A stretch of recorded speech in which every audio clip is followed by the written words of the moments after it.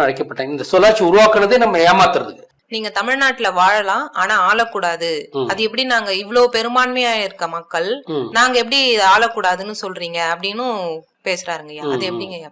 அவங்க பெரும்பான்மையா இல்ல, 20% சொல்லிக்கிறாங்க. ஆனா 20% கிடையாது. அவங்க 15% உள்ளார்தான். தமிழ்நாட்டில் வாழ்கின்ற மற்ற இனத்தவர்கள் 15 குறைவு தான் மொத்தமா சொல்றேன் நான். அதனால தெலுங்கல் 10% மேல இருக்க மாட்டாங்க. ஆனா அவங்கதான் நம்மளை ஆண்டுகிட்டு இருக்காங்க.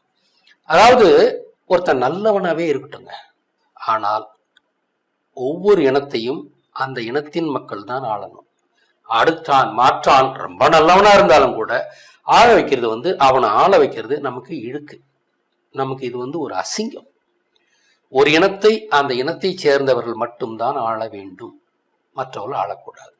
இன்னொன்னு, இவங்க 20% சொல்றது போயின்னு சொல்லிட்டேன், 10%க்கு மேல அவங்க இருக்க மாட்டாங்க.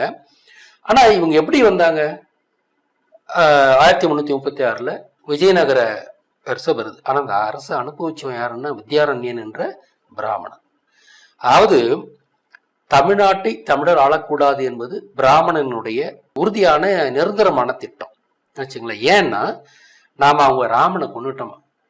ராமாயணத்துல ராமன் அவன் எழுதி வச்சிருக்க ராமாயணத்துல ராமன் ஜெயிச்சான் தான் எழுதி வச்சிருக்கான். அதாவது பிராமணர் எழுதி வச்சிருக்க ராமாயணத்துல ராமன் வென்றான். அப்படித்தானே இந்த டிவி சீரியல்லாம் அப்படித்தானே போட்டு இது எப்படி கும்பகர்ணனை கொண்டாங்க, எப்படி ராவணனை கொண்டாங்க, இந்திரனை கொண்டாங்கன்னு தான் சொல்லி வச்சிருக்கான். ஆனால் உண்மை என்னன்னா ராமனை நாம் கொன்றோம். ராமனை கழுத்தை அறுத்து நாம் கொன்று இருக்கோம். கும்பேஸ்வரர் கோயில்ல கூட கழுத்து அறுத்தல் சிலை இருக்குதுன்றது நம்ம பார்த்துருக்கோம்.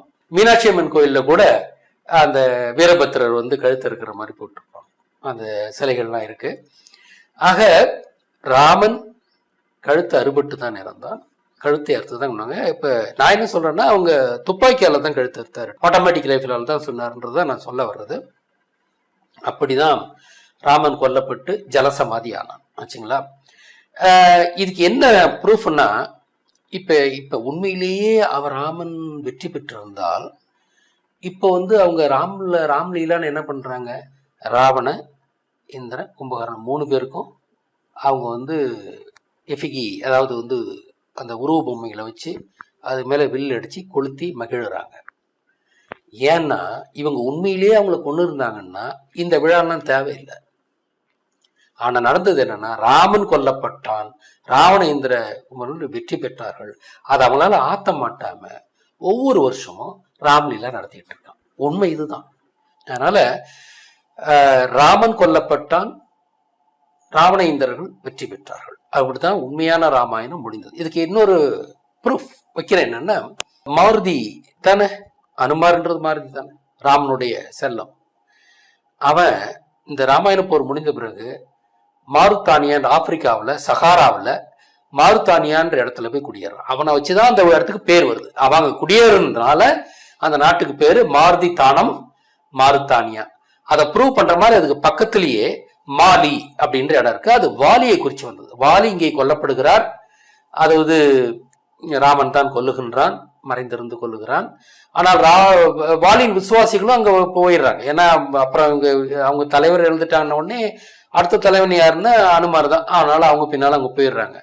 ஆனா அங்க போயிட்டு என்ன பண்றாங்கன்னா, காட்ஸ் ஓன் கண்ட்ரின்ற இந்த ஊட்டியில இருந்து, செழிப்பான இடத்துல இருந்து பாலைவனத்துக்கு போனவங்க மனசு எப்படி இருக்கும், எங்க போறோம்னு உங்களுக்கு தெரியாது. போன பிறகு பார்த்தா வெப்பம், அங்க ஒண்ணுமே வாழ்வாதாரம் இல்லை அப்படின்னும் போது இவ்வளவு கோபம் வந்திருக்கும்.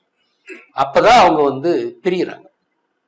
எவனோ ஒரு ஆரியன் வந்தான், அவன் பேச்சு கேட்டுக்கிட்டு சண்டை போட்டு, நம்மால் கூட சண்டை போட்டு, கடைசியில் இப்ப நம்ம எங்க நிக்கிறோம் பாடுறான்ட்டு வாலியின் விசுவாசிகள் அவங்ககிட்ட இருந்து பிரிஞ்சிடறாங்க. நீ வேற நாடு, நான் வேற நாடுன்னு.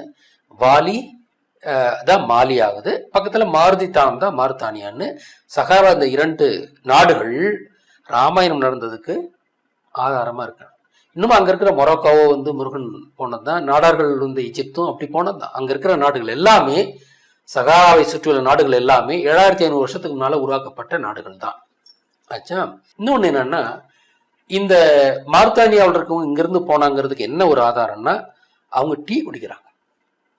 பாலைவனத்தில் இருக்கவங்க டீ எல்லாம் குடிக்க மாட்டாங்க. ஏன்னா பாலைவனம் டீ என்பது என்ன, தீ, அது உஷ்ணத்தை கொடுக்கக்கூடாது. ஏன் ஊட்டியில் அது இருக்குன்னா, அது தாவரம் இருக்குன்னா, அங்கே அதை வந்து அவங்க டீ போட்டு குடிச்சாங்கன்னா உடல் உஷ்ணம் வரும். அந்த குளிர் தாங்கிறதுக்கு தான் அது. அப்படி இருக்கும்போது பாலைவனத்தில் போய் அவங்க டீ குடிக்கிறாங்கன்னு ஏன் குடிக்கிறாங்க? அவங்க இயல்பாக அது குடிக்க முடியாது. ஆனால் ஆண்டாண்டு காலமாக டீ குடிச்சு பழகினவங்களுக்கு அங்கே போய் டீ குடிக்காம இருக்க முடியல.